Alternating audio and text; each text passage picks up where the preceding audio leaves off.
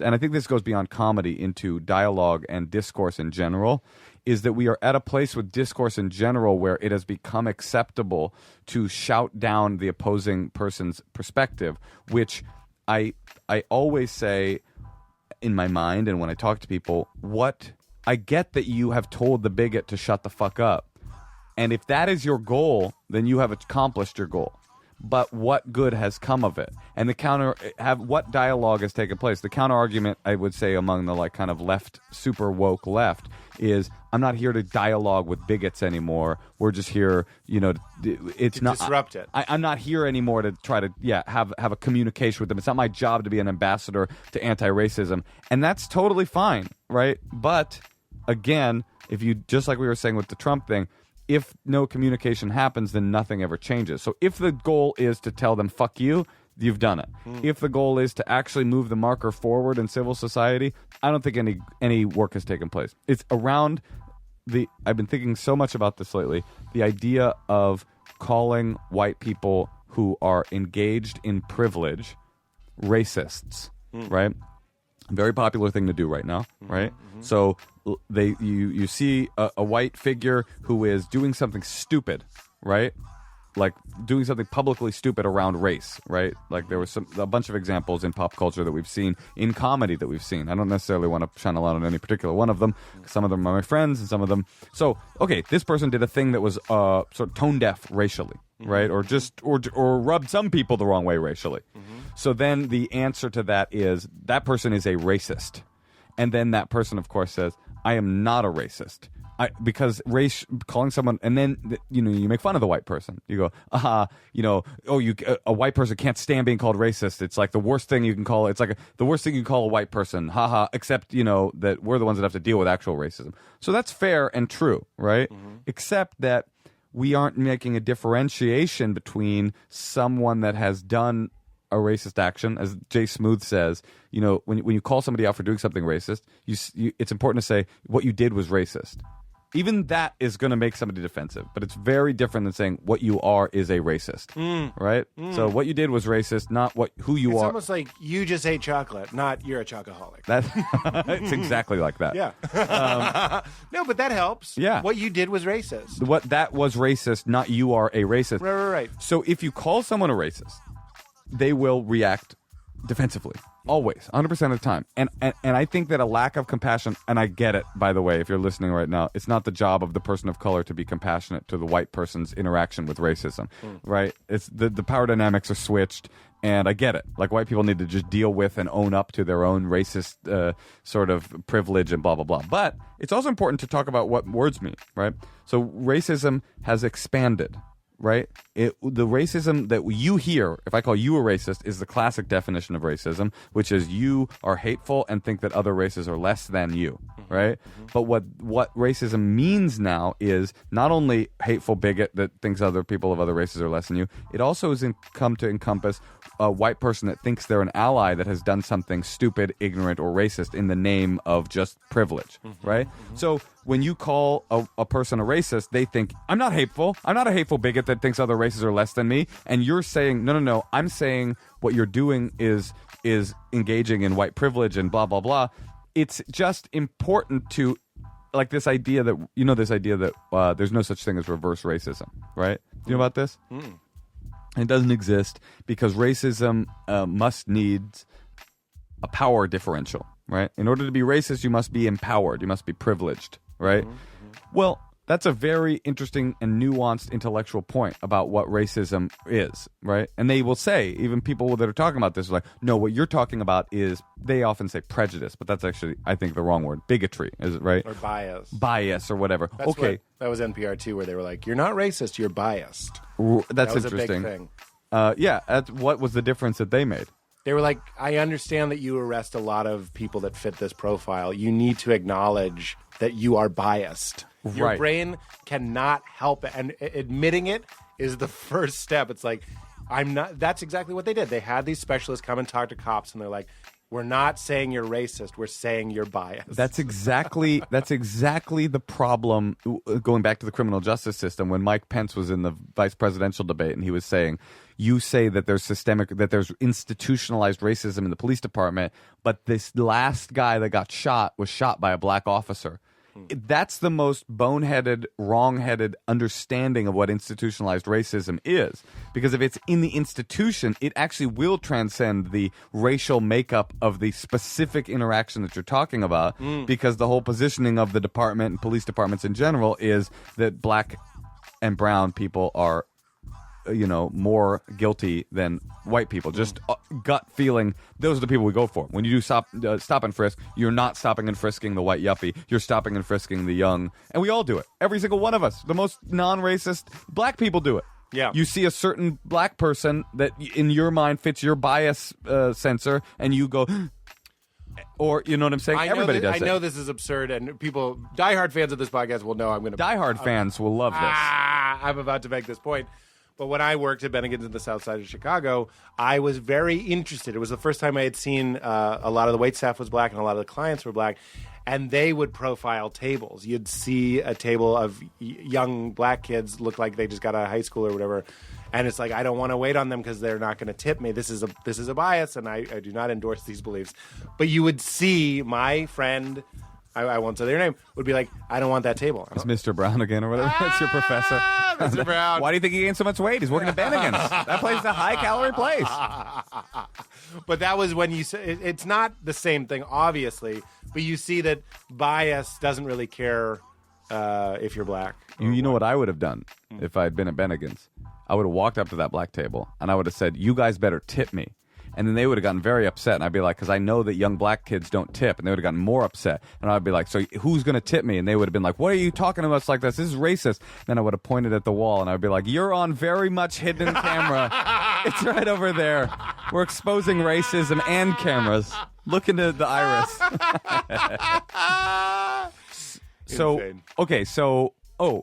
this idea of reverse racism. Yeah. Right? Well, that's an intellectual point, right?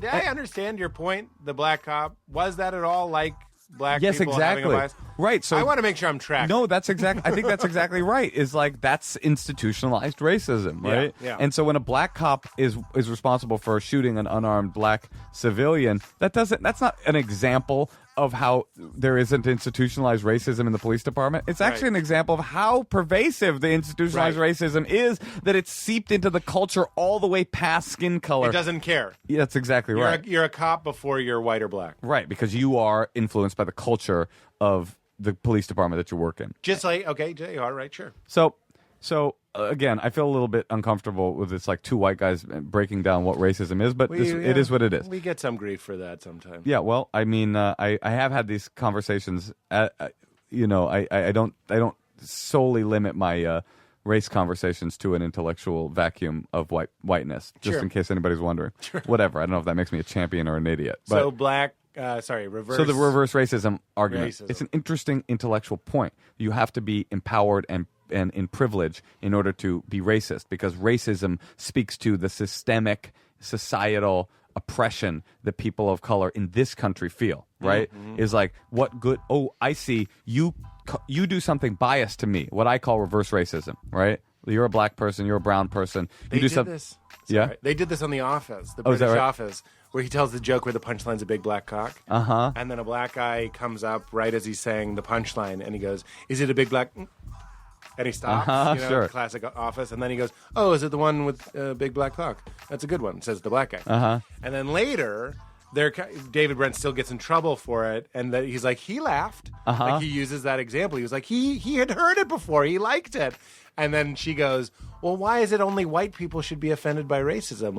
Does that make sense? Yeah, yeah. It doesn't make a difference. We're offended that he liked it too, basically. Oh, that's interesting. Yeah, that's an interesting idea. I like that. That's cool. Is that kind of the waters we're swimming into now? What I think I'm getting at is, and I know we're getting out into the weeds of this, but what I think I'm getting at is, so you're a person of color and you do something that I call reverse racist. And the reason that's not... Can you give me an example of reverse racism? Call me a white chicken bread. Oh, I call you white chicken bread? Yeah. I didn't think that Or was kick my ass because I'm white. I mean, I had that happen. I got held hostage when I was a kid, literally by two guys with baseball bats making me and my brother kiss their shoes for get-backs for slavery, you know? So I look at that and I say, yeah, this is our payback for slavery, motherfucker. That was the line. Wow. Right? So, you know, I look at that and I go, that's reverse racist. I was targeted because of my race. Isn't right? that just racist? Well, the reverse... Well, you're right. I see what you're saying. Actually, it's neither, according to this new definition, because this is what I'm trying to get at. So that happened to me. That's I guess that's not racist. I see what you're saying. That's a memory. So what I get out of that... I don't know what this is. Oh, well, okay. What I get out of that interaction, right, is I feel bad. Yeah. My feelings are hurt. I'm scared, right? Yeah. That sucks. Baseball bats? The other way around... The real racism, according to the contemporary race relation thought, is I could do that to you, but then the next thing you do is you apply for a scholarship and you can't get it, and then the next thing you do from the bigoted interaction you had is drive and you get pulled over by the police, and then you're the guy that's the B&E that's then sent into a racist criminal justice system. Yeah. Or then I try to, walk down the street and everybody is afraid of me. And so that's what racism is. Racism is this multi-tiered architecture of oppression. And it is not racism when I experience an unpleasant interaction due to my race. I hear that. That is the point. Okay. And I think it's a good point and a true point. But it really is about the definition of the word. It's a really, really specific argument about what the word racism means as opposed to these other things. Now, I think that they're right. I think that that's a correct analysis, right? That is the only kind of racism that really matters. That reverse racism doesn't matter. It doesn't really matter when a white person feels objectified or hurt because they were involved in a racial interaction that targeted them because they were white. That's not important. Even though feelings are important or somewhat significant, they're not important in the way society is, right? I get that. However, nobody knows that outside of a very specific small petri dish of leftist intellectuals. So when you say to someone there's no such thing as reverse racism, they will immediately go, yeah, there is. That person called me a honky. I felt that was racist, because they don't know that you've done some deconstruction of the term racism. They're just a dumb white person that is like, but why'd you call me honky? That's reverse racist. So you have to unpack this. I think that these sort of definition-based semantic arguments are not necessarily helpful to the greater dialogue around oppression in this society. I don't know how telling a white person that's never heard about this new idea of racism that actually there's no such thing as reverse racism, why that's helpful, when the more helpful conversation is, let me tell you what I mean by racism. Let me tell you what the word racism means to me today, because it's expanded from what it used to mean, and it's just bigotry. Right. It's bigger than that. Well, isn't that the Richard Pryor bit where it's a white guy and a black guy fighting, and he's like, I don't want to say all the words, but sure. He's like cracker, and he's like, I'm trying to think of a non-N-word insult for a black person. He says that. Mm-hmm. And that goes back and forth. And then the point of the bit is... I just come up with all of them. Oh, you want a non-N-word insult for a black person? I got... And then the white guy finally says the N-word, and it changes everything. Uh-huh. And isn't that an illustration of what you're saying? Yeah, that's it's a perfect example. It's not fair. Yeah. You might know, you've been called cracker, but you know that for whatever it means, zooming out a little bit, historically, culturally, whatever it is, it's not the same as that word. I think that's a perfect that bit's a perfect Richard example. Pryor beat us to this. And but here's why it matters, in my opinion. Trump is why it matters. Yeah. So the white man in society is feeling... Isn't it weird when this podcast comes out, we'll know? We'll know. I was thinking about that already. But when the white man in society is feeling... Joe DeRosa has a great bit where he goes, he was taping his special. Yeah. He was like, by the time this comes out, we'll know who won. If it's Hillary, and if it's Trump, I'm sure you found my body by now. That's awesome. Really I think that Trump really speaks to this. Like, the reason Trump is doing so well, in my opinion, is partially because people are sick of party politics, and they think anybody that's not of the system is better. He's a handgun in the booth. Yeah. But the other reason is the white people in society are seeing the ground underneath them shift, and they feel under attack. Right. Whether it's real or not, it's real to them. and they feel like under attack. I forget who it was. Somebody on this podcast told the story like it's a long line of white people trying to get into a Walmart, and then at the front of the line, all these other as I said, don't say non-white, but other races getting in ahead of them, other people getting ahead of them, and they were like, "Hey, I was trying to ride out this white male thing," right? And I just got. It would be funny if I said gypped here.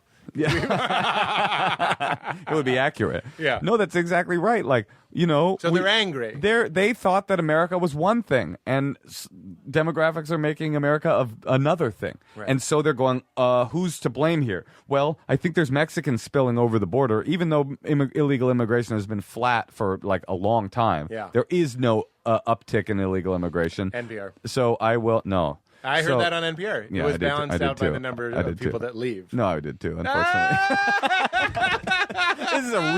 This is a real two white people talking race. All of our statistics are based on This American Life episodes. Show me the money. Oh, God. Show me the money for our pledge drive. As you know, here on NPR, we require contributions from our listener support. So that's one thing. And then on the other one is Islam. I mean, it's just so clear. Okay, so you go, I don't care about your white fragility and your white feelings, right? That's the anti-racism left argument. I don't care about white fragility, white feelings. I shouldn't have to come to you and make you feel okay because you, who's in a position of privilege, is feeling threatened. However, it becomes ineffective when, as a result of their fear and as a result of thinking of them as an other that we're not communicating with, which I'm guilty of myself, they then elect a candidate like Donald Trump. This is the consequence of the lack of communication. Now, maybe the left has a lot of work to do, I think, and I think the right obviously has tons of work to do. They elected a guy whose entire platform is racism. It reminds me of the Zion idea of peace at any cost. Yeah. It's almost like, let's put all the valid us versus them aside and just say, fuck us, fuck them, we need peace. There needs to be something that transcends white, black.